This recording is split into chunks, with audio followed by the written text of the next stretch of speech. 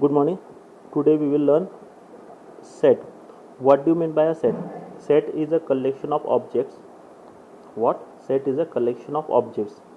And what do you mean by object? An object is a collection. Object. An object in the collection is an element or the member of set. What is an object? It is a member of set. The different methods by which we can represent the set is a first one is listing method. For example, set can be represented by any capital letter A, B, C, Z or small letter. For example, A is equal to क्या लिखा pencil, byte and 5. So A is the set of element contain pencil, byte and 5 element. Next, statement forms. Means we will write down in a statement. A set of all equilateral triangle.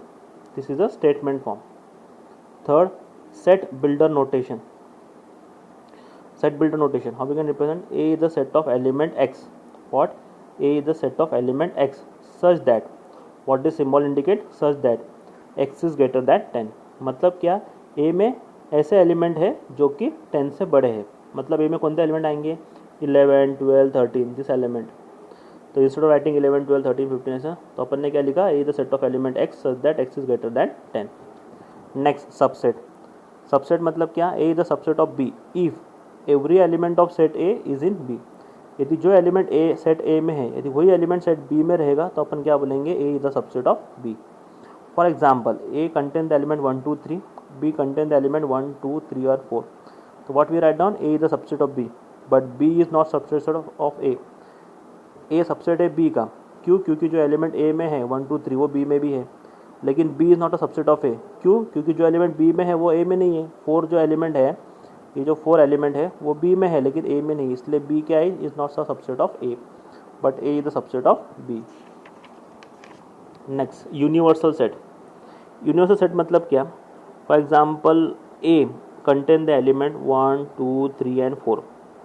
B is the element contain 1 and 2 and C is the element contain 3 and 4. तो B is the subset of A. मैंने पहले बोला subset मतलब क्या? If every element of set A is in B then A is the subset of B. तो जो element B है उसमें 1 और 2 है वो A में भी है, इसलिए B is the subset of A. C में जो एलिमेंट है 3 और 4 वो A में भी है, that's why C is the subset of A. मतलब A, B और C में यूनिवर्सल सेट क्या हुआ? A. यूनिवर्सल सेट क्या हुआ? A. Between the A, B and C. A, B और C में से यूनिवर्सल सेट क्या हुआ? A. क्यों? क्योंकि B is also subset of A and C is also subset of A and A is also a subset of A. What? A is the subset of A, B is the subset of A, C is the subset of A.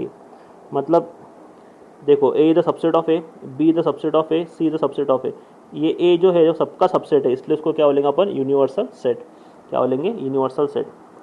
Next point, equality of set. The two sets are said to be equal if they have each same elements. For example, A is equal to 1, 2, 3, B is equal to 1, 2, 3. तो A is equal to B कब रहेगा? यदि A is the subset of B and B is the subset of A, तभी A equal to B रहेगा. ठीक है. This is all about the set operation and set.